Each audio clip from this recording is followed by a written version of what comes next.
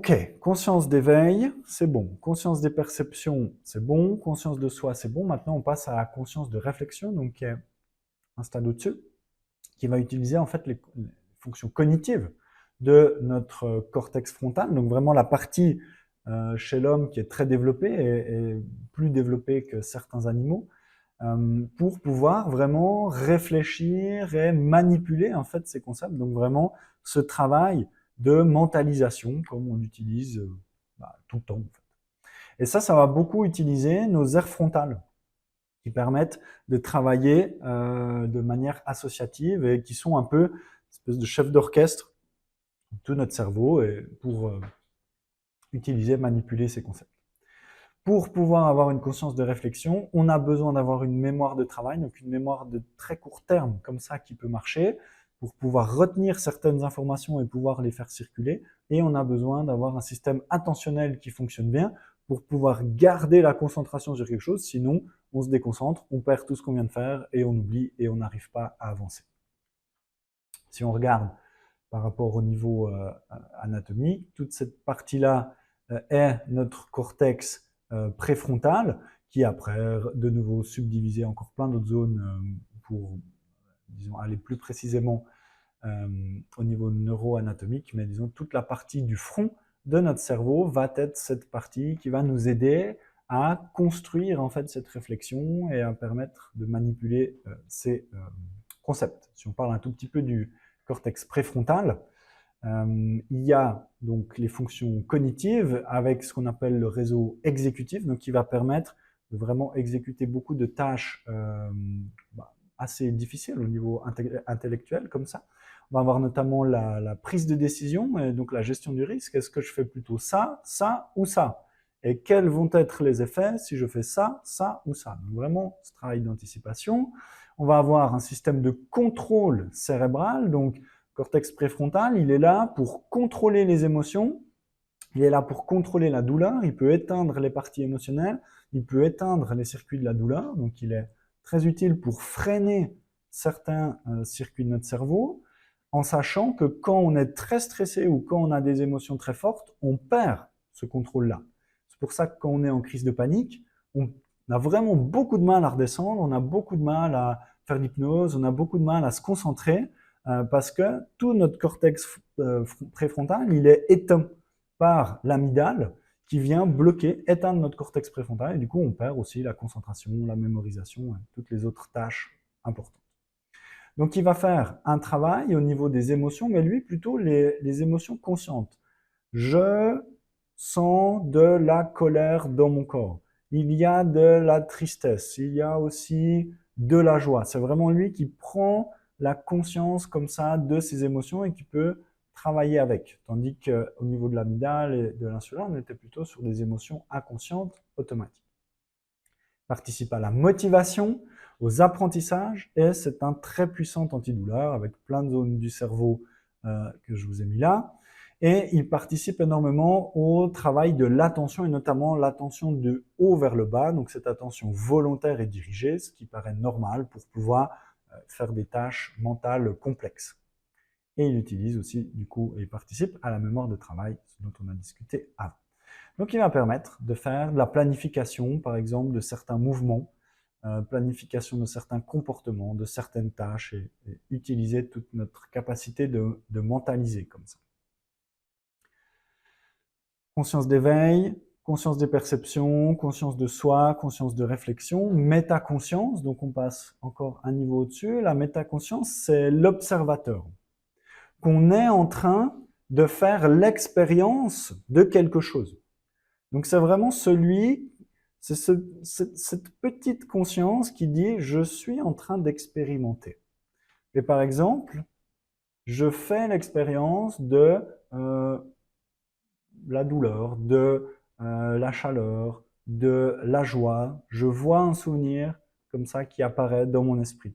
Donc c'est vraiment l'observateur comme s'il était au cinéma et sur l'écran, on a notre film mental, tout ce qui se passe dans notre tête et tout d'un coup, vite, on sort de l'écran, on est sur la chaise, on dit « Ah tiens, c'est intéressant ce qui se passe dans ma tête là, qu'est-ce qui se passe? Tiens, à quoi je pense ?»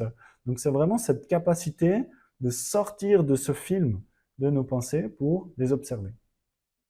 Alors, si on fait la différence entre conscience de soi et métaconscience, donc la conscience de soi, c'est je suis en colère, donc je m'approprie l'expérience de la colère, c'est moi qui suis en colère. La métaconscience, c'est je vois ou je sens qu'il y a de la colère dans mon esprit ou dans mon corps. Donc on n'est pas dans la colère, on est en dehors et on est en train d'observer la colère, donc on prend une distance de cette expérience de la colère. C'est de nouveau tout un gros travail d'hypnose ou de méditation que de prendre cette distance. Et c'est exactement comme si vous allez au magasin, vous allez trouver des vêtements, vous cherchez par exemple un pull, et puis vous êtes en train de regarder, ok, je vois des pulls, donc là vous êtes dans la métaconscience, il y a plein de pulls, ils ont plein de couleurs, je les vois, ok. Vous prenez un pull, vous allez l'acheter, c'est mon pull, il est à moi. Et si vous achetez ce pull et qu'il y a quelqu'un qui vous le vole juste dans la rue, vous êtes hyper fâché, vous êtes hyper en colère, ou peut-être vous avez peur, ou vous êtes stressé, parce qu'on vous a volé votre pull. Mais si la personne l'avait volé 2 secondes avant que vous ne l'aviez pas acheté, c'était pas le vôtre, vous n'en avez rien à foutre. Donc c'est vraiment ce truc de s'approprier les concepts, s'approprier les idées, les expériences, et on est dans la conscience du soi, du jeu du moi, et sortir de cette bulle du moi et d'observer ce qui se passe dans notre esprit ou dans notre corps, comme on le ferait en hypnose ou en méditation, par exemple, de pleine conscience. Parlons un tout petit peu des pensées. C'est difficile à définir. Dans le fond, les neuroscientifiques sont pas trop d'accord sur ce que c'est les pensées, où c'est que ça s'arrête, exactement est-ce que c'est juste une information électrique, est-ce que c'est plus que ça, à partir de quel niveau d'information c'est une pensée ou ça n'est pas. Donc difficile. Dans un terme, disons, dans une façon de penser très pratique, par exemple pour les soins, bah, les pensées, en fait, c'est l'outil de travail de notre cerveau.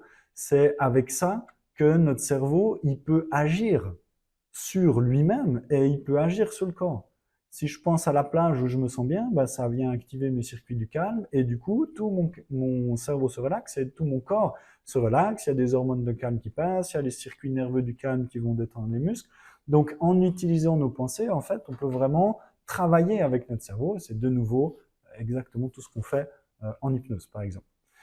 Et ce qu'il faut bien comprendre, c'est que notre cerveau se transforme tout le temps, tout le temps, tout le temps, tout le temps. On pensait que notre cerveau était fixe à l'âge adulte, c'est complètement faux. Il se transforme tout le temps. Il y a des tonnes de neurones qui réapparaissent, il y en a des tonnes qui disparaissent. Donc, il est extrêmement plastique dans le sens modulable.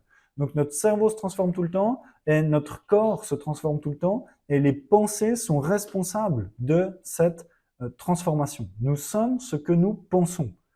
Si on est super optimiste et qu'on voit toujours le verre à moitié plein, on va avoir tendance à se sentir beaucoup mieux que si on est pessimiste et qu'on voit le verre à moitié vide, où on rentre plutôt dans des phénomènes de stress, de dépression. Ça, c'est vraiment de nouveau clairement mesuré. Et plus vous pensez à quelque chose dans votre tête, et plus ça se crée dans votre corps, et plus ça devient votre réalité. Si vous imaginez un sportif d'élite, c'est exactement ce qu'ils font.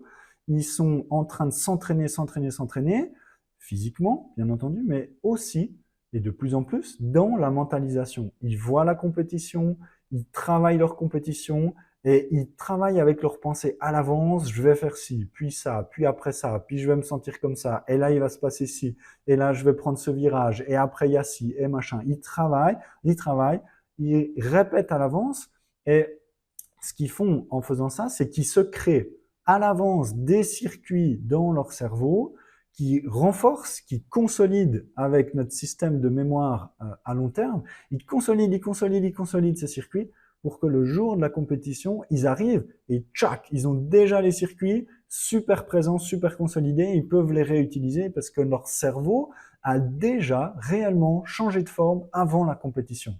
Nos pensées changent notre cerveau. Nos pensées changent notre corps et pouvoir travailler avec ces pensées et pouvoir utiliser ces pensées pour pouvoir se soigner, c'est ce qu'on fait en hypnose. C'est ce qu'on fait avec la méditation et c'est super, super efficace.